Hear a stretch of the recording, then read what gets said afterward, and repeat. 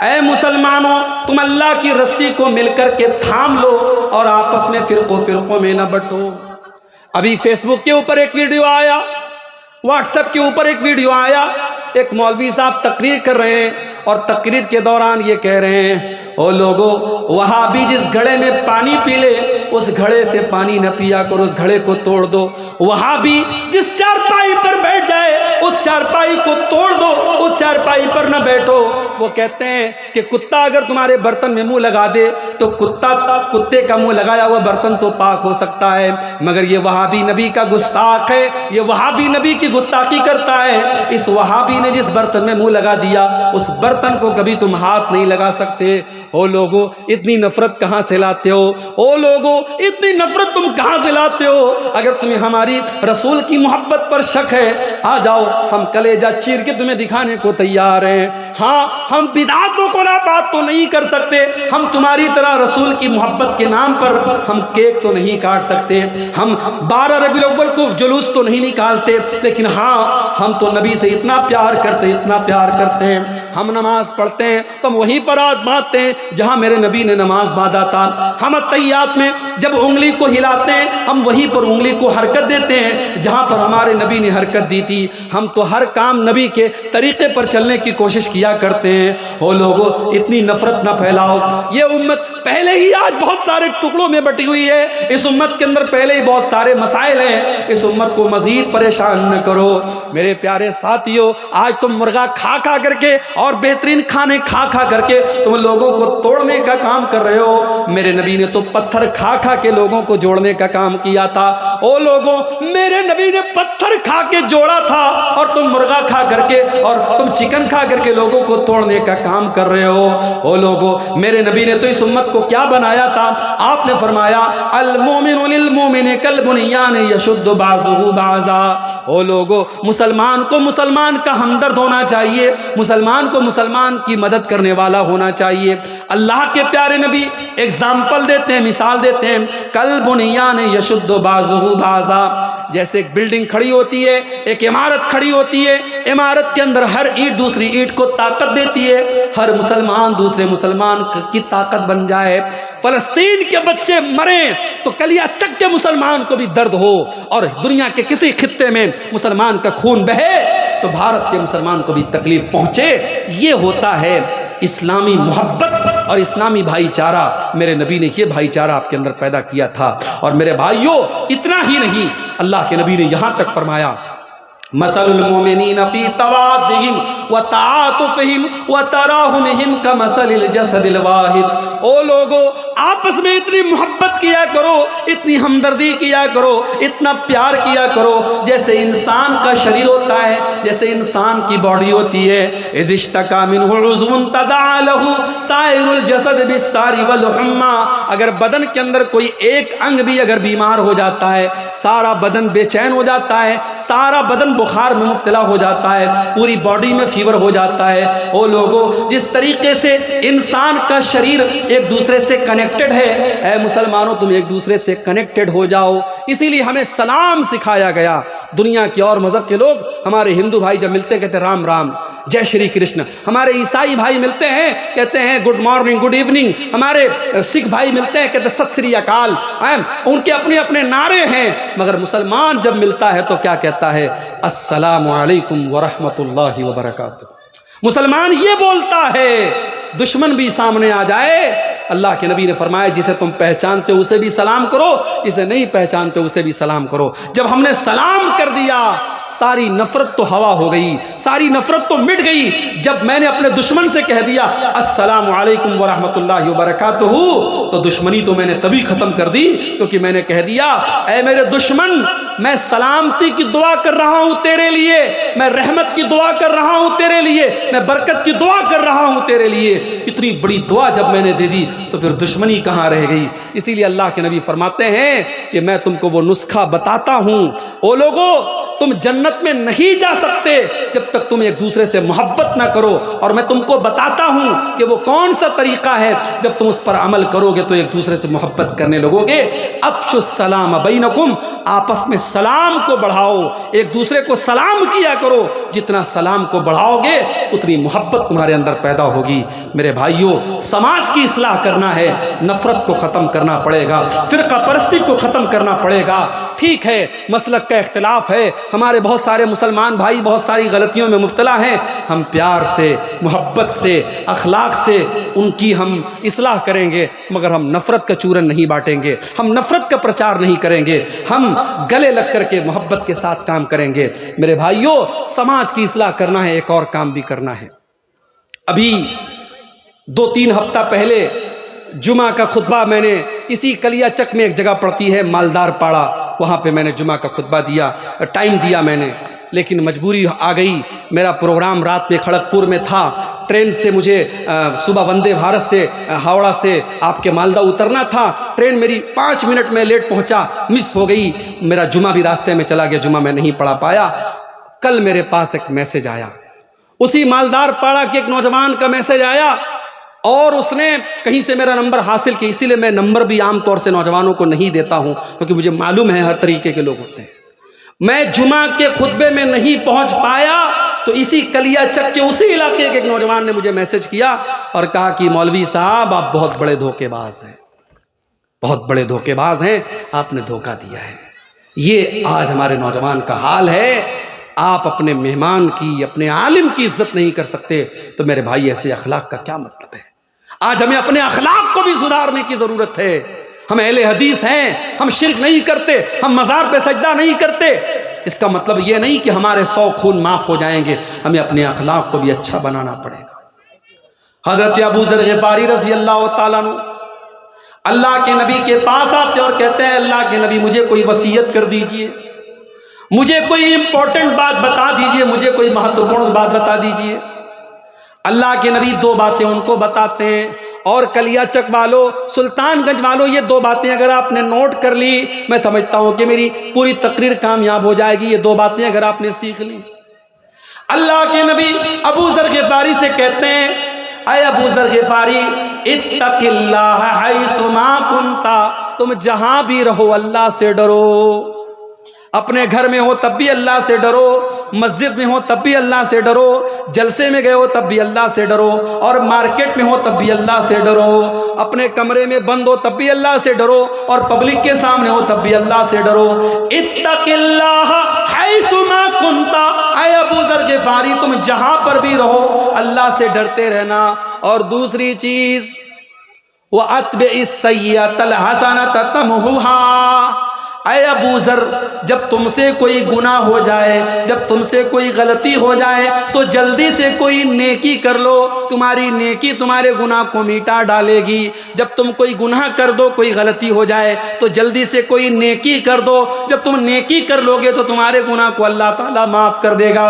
اور تیسری چیز وَخَالِقِ النَّاسَ بِخُلْقٍ حَسَنٍ، اے ابو ذر لوگوں سے اچھے اخلاق سے پیش آیا کرو، لوگوں کے ساتھ برا ویوہار نہ کیا کرو، لوگوں کے ساتھ بدتمیزی نہ کیا کرو۔ میرے نوجوان ساتھیوں، اپنے اخلاق کو بہتر بناؤ، اپنے اخلاق کو بہتر بناؤ، اپنی گفتگو کو، اپنے بیہیویئر کو اچھا بناؤ۔ حضرت لقمان اپنے بچے کو کیا نصیحت کرتے ہیں؟ وَلَا تُصَعِّرْ خَدَّكَ لِلنَّاسِ، اے میرے بچے تو گال پھلا کر کے لوگوں سے نہ ملا کر، اے میرے بچے تو گال پھلا کر کے لوگوں سے نہ ملا کر، وَلَا تَمْشِ فِي الْأَرْضِ مَرَحًا، اور تو زمین میں اکڑ کر کے نہ چلا کر۔ 4 پیسے کما لیے تو اکڑا نہ کرو، تمہارے پاس بڑے بڑے نیتاؤں سے تمہارا تعلق ہو گیا، تم MLA صاحب کے ساتھ چلنے لگے، تم MP صاحب کے ساتھ چلنے لگے، تم پریزیڈنٹ کے ساتھ چلنے لگے، تم پردھان منتری کے ساتھ چلنے لگے، تمہارے اندر اہنکار آ گیا، تمہارے اندر تکبر آ گیا۔ وَلَا تَمْشِ فِي الْأَرْضِ مَرَحًا، تم زمین میں اکڑ کر کے نہ چلا کرو۔ تکبر اللہ کو پسند نہیں ہے۔ ایک آدمی مارکیٹ میں جا رہا تھا، بہت سارا سامان اس نے لیا تھا، وہ ایک کلی کو تلاش کرنے لگا، کوئی کلی مل جائے، کوئی پورٹر مل جائے میرے سامان کو اٹھانے والا تو مجھے کچھ مدد مل جائے۔ ایک آدمی کو دیکھا سمپل ڈریس میں ہے، سمجھا یہ کولی کا کام کرتا ہے، کہا بھائی میرا یہ سامان میرے گھر تک پہنچا دو۔ اس آدمی نے اس کا سارا سامان اپنے سر پہ اٹھایا، اس کے ساتھ جانے لگا۔ راستے میں جو لوگ دیکھتے تو جو آدمی سامان اٹھائے ہوئے تھا اس کو دیکھ کے کہتے السلام علیکہ یا ابا عبداللہ، السلام علیکہ یا ابا عبداللہ، اے ابو عبداللہ آپ پر سلام، اے ابو عبداللہ آپ پر سلام۔ اب یہ بیچارہ پریشان تھا، سب لوگ اس کو سلام کر رہی ہے کون آدمی؟ تو ایک آدمی سے پوچھا کہ بھائی یہ کون آدمی ہے جس کو میں نے اپنا سامان اٹھانے کا کام دیا ہے؟ کہا رے تم کو پتہ نہیں یہ کون ہے؟ یہ اللہ کے رسول کے صحابی سلمان فارسی ہیں، اور یہ اس شہر کے گورنر ہیں، یہ مدائن کے گورنر ہیں۔ کہا یا اللہ، مدائن کے گورنر سے میں کولی کا کام کروا رہا ہوں؟ کہا ارے حضرت معاف کیجئے میں نے پہچانا نہیں تھا، جلدی سے یہ سامان اتار دیجئے۔ کہا نہیں، اب جب تک یہ سامان تمہارے گھر میں نہیں پہنچا دوں گا میں اپنے سر سے یہ سامان نہیں اتاروں گا۔ ان کے گھر تک سلمان فارسی نے وہ سامان پہنچایا۔ یہ سلمان فارسی کا اخلاق تھا، یہ صحابی کا اخلاق تھا۔ میرے نوجوان ساتھیوں، ہمیں اور آپ کو اپنے اخلاق کا بھی جائزہ لینے کی ضرورت ہے۔ قیامت کے دن اللہ کے ہاں جب ہماری نیکیوں کو تولا جائے گا تو جیسے روزے کو تولا جائے گا، نماز کو تولا جائے گا، زکوٰۃ کو تولا جائے گا، صدقہ خیرات کو تولا جائے گا، ہمارے اخلاق کو بھی تولا جائے گا۔ اور اللہ کے نبی فرماتے ہیں ما من شیء یوضع فی المیزان اثقل من حسن الخلق، اللہ کے ہاں ترازو پر سب سے وزنی، سب سے وزندار اگر کوئی چیز ہوگی تو اخلاق ہوگا۔ میرے بھائیو، اپنے اخلاق کو بہتر بنا دو۔ آپ کی گفتگو، آپ کی بات چیت، آپ کی ٹاکنگز، آپ کی بھاشا، آپ کا وکتویہ وہ بتاتا ہے کہ آپ کا مینر کیا ہے، آپ کا اخلاق کیا ہے۔ اسی لیے حضرت لقمان اپنے بچے سے کہتے ہیں اے میرے بچے، اونچی آواز میں لوگوں سے بات نہ کیا کر، وَقْصِدْ فِي مَشِيكَ وَاغْضُضْ مِنْ صَوْتِكَ، جب تو چلا کر تو تیری چال بھی بہت تیز نہ ہو بلکہ بیچ کی چال ہو، اور جب تو بولا کر تو بہت چلا کر کے نہ بولا کر، درمیانی آواز میں بولا کر۔ إِنَّ أَنْكَرَ الْأَصْوَاتِ لَصَوْتُ الْحَمِيرِ، سب سے بری آواز گدھے کی آواز ہوتی ہے۔ جانتے ہو گدھے کی آواز سب سے بری کیوں ہوتی ہے؟ کیونکہ گدھے کی آواز میں کوئی ردم نہیں ہوتا ہے، کوئی لے نہیں ہوتی ہے، کوئی سر نہیں ہوتا ہے، گدھا بس چلاتا ہے۔ تو چلانے والوں کو اللہ کے نبی نے پسند نہیں کیا ہے۔ میرے بھائیو، اپنے اخلاق کو بہتر بناؤ اور آگے بڑھیے۔ ایک بہت بڑی برائی ہم سماج میں یہ بھی دیکھ رہے ہیں، شادی بیاہ کے اندر بہت ساری غیر اسلامی چیزیں۔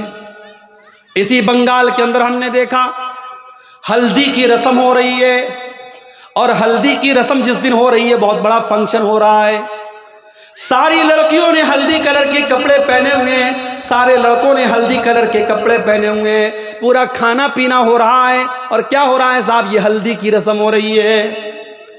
مسلمان کی شادی ہے، مسلمان میں بھی اہل حدیث کی شادی ہے، سینے پر ہاتھ باندھنے والے کی شادی ہے، رفع یدین کرنے والے کی شادی ہے، لیکن ہلدی کی رسم اس کے گھر پہ ہو رہی ہے۔ منگنی کی سیریمنی اور منگنی کی رسم بھی اس کے گھر پہ ہو رہی ہے، اور سونے کی انگوٹھی دلہن کو بھی پہنائی جا رہی ہے، اور سونے کی انگوٹھی دلہے کو بھی پہنائی جا رہی ہے۔ او لوگو، یہ رسمیں کہاں سے آ گئیں؟ او لوگو، تم نے اپنے پورے نکاح کو، پورے شادی بیاہ کو آج غیر اسلامی بنا ڈالا، بالکل حرام بنا ڈالا۔ دیکھ لو آپ، 400 باراتی آ کے کھا رہے ہیں۔ باراتیوں کے الگ نخرے ہیں، کہیں تو صاحب بارات اس بات پر لوٹ جاتی ہے کہ بریانی میں گوشت نہیں ملا، اس بات پر بارات لوٹ گئی، کہیں کہ ایسا بھی ہوا ہے۔ باراتی آئے ہیں، غریب لڑکی کا باپ بینک سے لون لے کر کے 400 باراتیوں کو کھانا کھلا رہا ہے، اور مجھے بتاؤ کون سے اسلام کی تعلیم ہے، کون سے نبی کی تعلیم ہے، کون سے دین کی تعلیم ہے؟ میرے بھائی، لڑکی کی شادی کرنے والا باپ اپنی لڑکی کی شادی کرنے کے لیے مجبور ہے بینک سے لون لینے پر، اسے جہیز کا انتظام کرنا ہے۔ پکے اہل حدیث علاقے کی بات کر رہا ہوں، وہاں پر بھی جہیز کا لین دین ہو رہا ہے۔ میرے نبی نے 4 بیٹیوں کی شادی کی، کس کو جہیز دیا میرے بھائی؟ صحابہ نے اپنی بیٹیوں کی شادی میں کب لوگوں کے سامنے ہاتھ پھیلا کے بھیک مانگی اور قرضہ لے کے اپنی بیٹیوں کی شادی کی ہے؟ آپ نے بیٹیوں کو بوجھ بنایا ہے، اور یہی وجہ ہے ہمارے ملک میں، ہمارے بھارت میں ہر سال لاکھوں بچیاں ماں کے پیٹ میں مار دی جاتی ہیں، کیونکہ ان کا غریب باپ نہیں چاہتا ہے کہ میرے گھر میں ایک اور بیٹی آئے اور مجھے پھر اپنی بیٹی کے لیے قرضہ لینا پڑے، بیٹیوں کو باپ ماں کے پیٹ میں مروا دیتا ہے۔ میرے بھائی، اپنے شادی بیاہ کے سسٹم کو آسان کرو میرے بھائی. سماج بہت دوسرے طریقے پر جا رہا ہے. میں کہیں کہیں جاتا ہوں, مجھ سے نوجوان کہتے ہیں مولوی صاحب کوئی نصیحت کر دیجئے, کوئی قیمتی بات بتا دیجئے. میں ایک ہی قیمتی بات بتاتا ہوں, شادی کے قابل ہو گئے وہ شادی کرو. ان کے گارجین سے کہتا ہوں, لڑکیوں کے باپ سے کہتا ہوں. لڑکے تو پھر بھی کہہ دیتے ہیں گھر میں میری شادی کرا دو.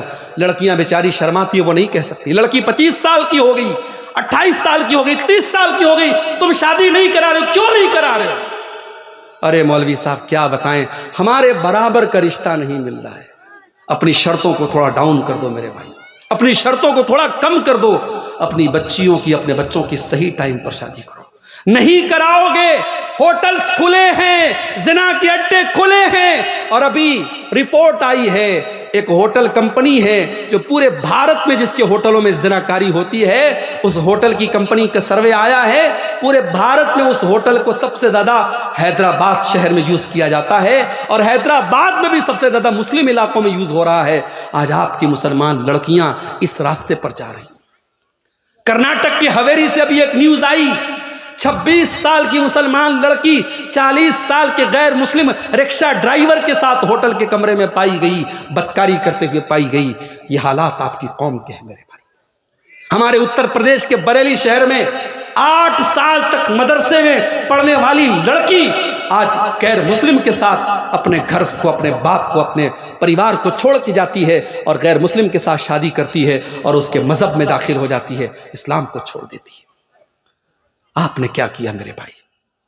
آپ کے اسی بنگال میں دیکھتا ہوں جلسہ ہو رہا ہے, آپ نے عورتوں کا انتظام کیا ہے, بہت اچھی بات ہے. لیکن آپ کے یہاں جمعہ کی نماز ہوتی ہے مسجد میں, جامع مسجد میں. میں نے پوچھا 10 مسجدوں کے بارے میں, میں نے پوچھا تو 10 مسجدوں میں سے 3 مسجدوں والوں نے کہا ہمارے یہاں عورتوں کا انتظام ہے, 7 مسجد والوں نے کہا ہمارے یہاں کوئی انتظام نہیں. کیوں انتظام نہیں ہے؟ کیا آپ کے پاس پیسے کی کمی ہے؟ نہیں, بہت پیسہ ہے آپ کے پاس. آپ کی شادیاں بتاتی ہیں بہت پیسہ ہے آپ کے پاس. آپ کی فضول خرچی بتاتی ہے بہت پیسہ ہے آپ کے پاس. شادی بیاہ کے موقع پر آپ کے لاکھوں کے خرچ بتاتے بہت پیسے ہیں آپ کے پاس. اگر بچانا چاہتے ہو اپنی قوم کی بچیوں کو, اپنی مہیلاؤں کو, اپنی بیٹیوں کو, میری بات لکھ لو. ہر جمعہ جہاں آپ مسجد میں جمعہ کا انتظام کرتے ہیں وہاں لیڈیز کا ارینجمنٹ کمپلسری, مینڈیٹری ہونا چاہیے, ضروری ہونا چاہیے. آپ عورتوں کا انتظام کیجیے اور گھر کی تمام عورتوں کو جمعہ کی نماز میں لے کے جائیے. ساس بھی جائے, بہو بھی جائے, بیٹی بھی جائے, ماں بھی جائے. ہمارے یہ بھی عجیب مسئلہ ہے, 70 سال کی بوڑھی ماں گھر سے نکلتی ہے تو چادر میں, نقاب میں, برقعے میں نکلتی ہے, اس کی آنکھ بھی نظر نہیں آتی. اور 18 سال کی چھوکری نکل رہی ہے, بال کھلے ہوئے ہیں, لپسٹک لگا کے, میک اپ کر کے, تمام سر سے پیر تک پوری سج کے سنور کے نکل رہی ہے. ماں کو پردے کی, شریعت نے پردے کی چھوٹ دی ہے. 60 سال کی عورت ہو جائے, شریعت نے کہا اگر وہ پردہ اتنا نہ بھی کرے تو چلے گا. جس کو پردہ کرنا چاہیے وہ بے پردہ گھوم رہی ہے, اور 60 سال والی جو بوڑھی اماں ہے وہ بیچاری پردہ کر رہی ہے. میرے بھائیوں, ہمیں سماج کو بدلنا پڑے گا. ہمیں سمجھنا پڑے گا کہ سماج آج دشت ہو رہا ہے, سماج آج گندا ہو رہا ہے, اور اس سماج کو بچانے کی ذمہ داری ہم سب کی ہے. اگر بیوی اگر بے پردہ گھوم رہی ہے, شوہر کہاں مر گیا؟ اگر بیٹی بے پردہ گھوم رہی ہے, باپ کہاں مر گیا؟ اگر بہن بے پردہ گھوم رہی ہے, بھائی کہاں مر گیا؟ میں بتاؤں کہاں مر گیا؟ وہ بھائی خود بازار میں نظروں کا زنا کر رہا ہے, وہ باپ خود مارکیٹ میں بیٹھ کے بیڑی کا دھواں اڑا رہا ہے, اور وہ شوہر خود اپنی بیوی کو لے کر کے نمائش کرا رہا ہے اس کے حسن کی. میرے بھائیوں, آپ کو غیرت مند بننا پڑے گا, آپ کو حیادار بننا پڑے گا. اللہ کے نبی فرماتے ہیں ثلاثۃ لا ينظر اللہ عز وجل الیہم یوم القیامہ, 3 لوگ ایسے ہوں گے قیامت کے دن جن کی طرف اللہ تعالیٰ دیکھے گا بھی نہیں, بات بھی نہیں کرے گا, پاک اور صاف بھی نہیں کرے گا.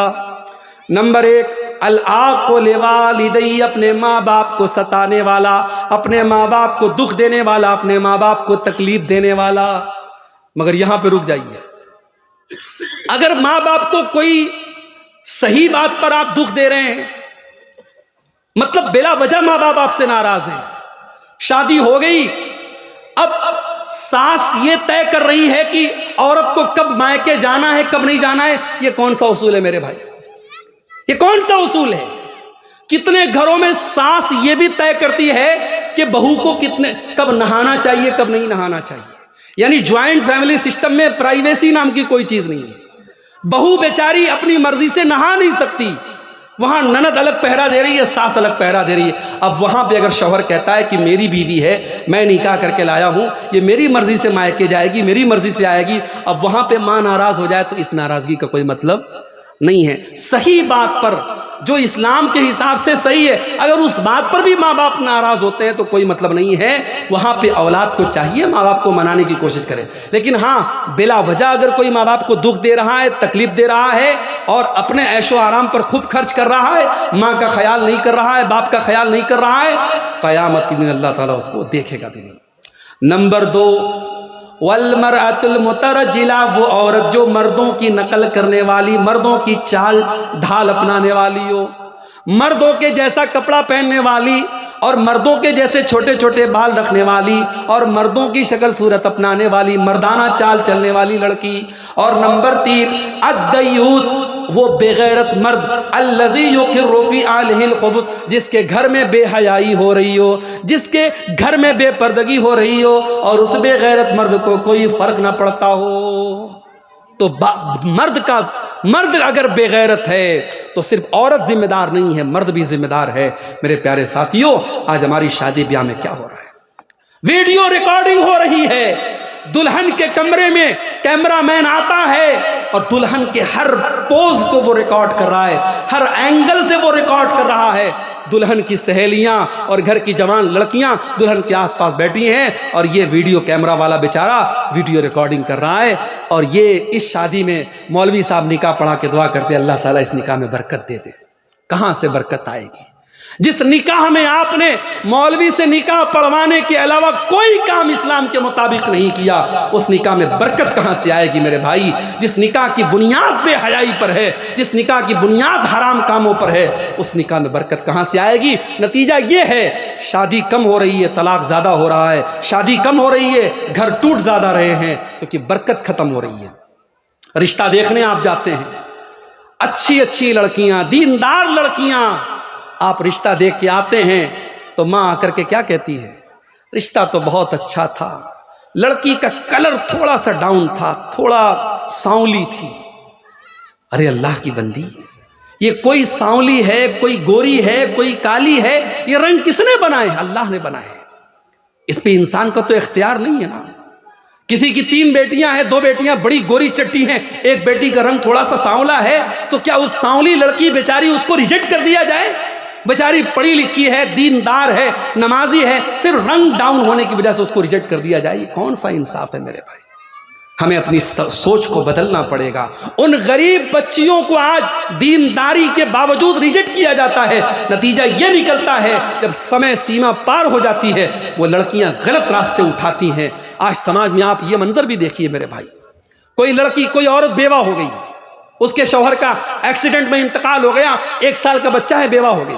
اب سماج کیا کہتا ہے؟ صاحب, ارے عورت ہے, بچے کے سہارے زندگی گزار لے گی. میں کہتا ہوں دنیا کا سب سے بڑا جھوٹ ہے یہ, دنیا کا سب سے بڑا فراڈ ہے یہ. ایک بچے کے سہارے عورت زندگی گزار لے گی؟ اس کی جوانی, اس کی عزت, اس کی خواہشات, اس کی ڈیزائرز, اس کا کوئی مطلب نہیں ہے. اس سماج کو ہمیں بدلنا پڑے گا. مطلقہ اور بیوہ عورتوں کی شادی کا بھی ماحول پیدا کرنا پڑے گا. جو لڑکیاں, جو عورتیں جوانی میں بیوہ ہو گئی, جوانی میں مطلقہ ہو گئی, ان کی شادی آپ نہیں کرائیں گے, غلط راستے وہ چنیں گی اور سماج میں گندگی پھیلے گی اور پھیل رہی ہے. میرے پیارے ساتھیوں, شادی بیاہ میں یہ بہت ساری چیزیں ہیں جن کی ہمیں اصلاح کرنے کی ضرورت ہے. سب سے پہلے تو آپ رشتوں میں دینداری کو ترجیح دیجیے. میں لڑکوں سے کہنا چاہتا ہوں, اپنی ماں سے کہہ دو مجھے ماں میرے گھر میں کوئی جہیز نہیں چاہیے, میں چٹائی پر سو لوں گا, میری حیثیت ہوگی میں فرنیچر کا انتظام کروں گا, میں بیڈ کا انتظام کروں گا, میری حیثیت ہوگی میں ریفریجریٹر گھر میں لاؤں گا, ورنہ گھڑے کا پانی پی کے گزارا کر لوں گا, مگر مجھے جہیز کی بھیک میں ملنے والی فریج نہیں چاہیے, مجھے جہیز کی بھیک میں ملنے والی چارپائی نہیں چاہیے. اپنی ماں سے جا کے کہہ دو مجھے دیندار بیوی لا کے دے دو. اللہ کے نبی فرماتے ہیں لِيَتَّخِذْ أَحَدُكُمْ قَلْبًا شَاكِرًا وَلِسَانًا ذَاكِرًا وَزَوْجَةً مُؤْمِنَةً تُعِينُهُ عَلَى أَمْرِ الْآخِرَةِ. او لوگو, دنیا کی سب سے بڑی دولت 3 چیزیں ہیں. تین چیزیں جس کے اندر پیدا ہو جائیں اس کے پاس دنیا کی سب سے بڑی دولت ہے۔ قلباً شاکرا، ایک ایسا دل اپنے پاس پیدا کر لو جو اللہ کا شکر ادا کرنے والا دل ہو۔ وَلِسَانًا ذَاکِرًا، اور ایسی زبان اپنے پاس پیدا کر لو جو زبان اللہ کا ذکر کرنے والی ہو۔ وَزَوْجَةً مُؤْمِنَةً، اور ایسی ایمان والی بیوی اپنے گھر میں لے کے آ جاؤ تُعِینُهُ عَلَىٰ أَمْرِ الْآخِرَةِ، جو آخرت کے کاموں میں آپ کی مدد کرے۔ دیندار بیوی میرے بھائی آپ کے گھر میں آئے گی، آپ کے گھر کو جنت بنا دے گی۔ دیندار رشتوں میں دینداری کو ترجیح دو۔ اسی لیے اللہ کے نبی فرماتے ہیں تُنْکَحُ الْمَرْأَةُ لِأَرْبَعٍ لِمَالِهَا وَلِحَسَبِهَا وَلِجَمَالِهَا وَلِدِينِهَا، جب لڑکی کی شادی ہوتی ہے چار چیزیں لڑکی کے اندر دیکھی جاتی ہیں، مال دیکھا جاتا ہے، خوبصورتی دیکھی جاتی ہے، اس کا خاندان دیکھا جاتا ہے، اور اس کی دینداری دیکھی جاتی ہے۔ آپ نے فرمایا فَاظْفَرْ بِذَاتِ الدِّینِ، دیندار لڑکی کو ترجیح دو، کامیاب ہو جاؤ گے۔ آج حالات یہ ہے میرے بھائی، 8-8 9-9 سال کے بچے اور بچیاں، ان کے بھی انسٹاگرام پر فوٹوز، وہ بھی اپنے فوٹوز ڈال رہے ہیں، وہ بھی انسٹاگرام پر دوستیاں کر رہے ہیں، وہ بھی ٹیلی گرام اور واٹس ایپ پر تعلق قائم کر رہے ہیں۔ جو بچے ابھی ڈھنگ سے بالغ نہیں ہوئے، جو بچیاں ڈھنگ سے بالغ نہیں ہوئیں، ان کو بھی گرل فرینڈ اور بوائے فرینڈ کا کلچر ان کے سماج میں پھیلایا جا رہا ہے۔ اور حالات یہ ہے، ابھی دلی کی نیوز آج میں نے موبائل پر پڑھی، دلی میں 8 سال سے لیو ان ریلیشن شپ میں رہنے والا، لیو ان ریلیشن شپ کا مطلب بغیر شادی کے مرد اور عورت ساتھ میں رہ رہے ہیں، لیو ان ریلیشن شپ میں رہنے والا اپنی اسی عورت کی 14 سال کی لڑکی کے ساتھ ریپ کرتا ہے اور پھر پولیس اس کو اریسٹ کرتی ہے۔ حالات یہ ہیں، باپ بیٹی کا رشتہ بھی تار تار ہو رہا ہے، بھائی بہن کا رشتہ بھی تار تار ہو رہا ہے۔ میرے بھائیوں، اب دھیرے دھیرے دنیا محسوس کر رہی ہے، دنیا محسوس کر رہی ہے سماج کو اس گندگی سے بچانا ہے تو اسلام کے دامن میں آنا پڑے گا۔ اسلام نے ہمیں زنا کے دروازوں سے روکا ہے، زنا کے چور دروازوں سے اسلام نے روکا ہے۔ اسلام کہتا ہے لڑکا لڑکی بالغ ہو جائیں، 10 سال کا لڑکا ہو گیا، 10 سال کی لڑکی ہوگی، بستر الگ کر دو۔ 10 سال کا لڑکا لڑکی ہو گئے، بستر الگ کر دو۔ لڑکی کو مینسز آنے لگے، لڑکی بالغ ہو گئی، جوان ہو گئی، گھر سے نکلے تو پردے میں نکلے۔ جوان لڑکی کو کسی غیر محرم کے ساتھ تنہا مت رہنے دو، اکیلا مت رہنے دو۔ تمہاری خالہ کا لڑکا، تمہارے ماموں کا لڑکا، تمہارے کاکا کا لڑکا، تمہارے تایا کا لڑکا، یہ سب تمہارے لیے غیر محرم ہے۔ میری بہنوں، جس طریقے سے محلے کے اور گاؤں کے لڑکوں کو اپنے لیے غیر محرم سمجھتی ہو، اپنی خالہ کے، اپنے تایا کے، اپنے ماموں کے، اپنے چاچا کے لڑکوں کو بھی غیر محرم سمجھو۔ میری بہنوں، آپ کا دیور آپ کا بھائی نہیں ہے، آپ کے شوہر کا بھائی ہے۔ بھابھی اگر دیور کو ہنسی مذاق میں زیادہ چھوٹ دے گی، اگر بھابھی دیور سے زیادہ فرینک ہوگی اور دیور بھابھی کے بیچ کی سیمائیں ختم ہوں گی تو وہاں پہ معاملات خراب ہوں گے، اور بہت سارے گھروں میں معاملات خراب ہو رہے ہیں۔ یہ فیس بک کا دور ہے، یہ فلموں کا دور ہے، یہ ویب سیریز کا دور ہے، یہ سماج میں گندگی کو پروسنے کا دور ہے۔ اس دور میں ہمیں اور زیادہ احتیاط کی ضرورت ہے۔ بچیاں جوان ہو جائیں تو باپ اپنی بچیوں سے بھی ایک احتیاط کرے۔ بچیوں کو چاہیے جب وہ جوان ہو جائیں، باپ بھی آئے تو اپنے دوپٹے اور اپنے کپڑے کا دھیان رکھیں۔ شیطان کب کس کے دماغ کو کہاں پھیر دے، کب کس کی نظریں خراب ہو جائیں، شیطان کب کس کے، ہمارے رگوں میں، ہمارے بدن میں خون کی طرح شیطان دوڑ رہا ہے، اور فتنوں کے اس دور میں کب کس رشتے میں ناپاکی آ جائے میرے بھائیوں، گارنٹی نہیں ہے۔ اس لیے بڑی احتیاط کی ضرورت ہے، اور محرم غیر محرم کا فرق اپنے جوان ہوتے بچوں کو بتانے کی ضرورت ہے۔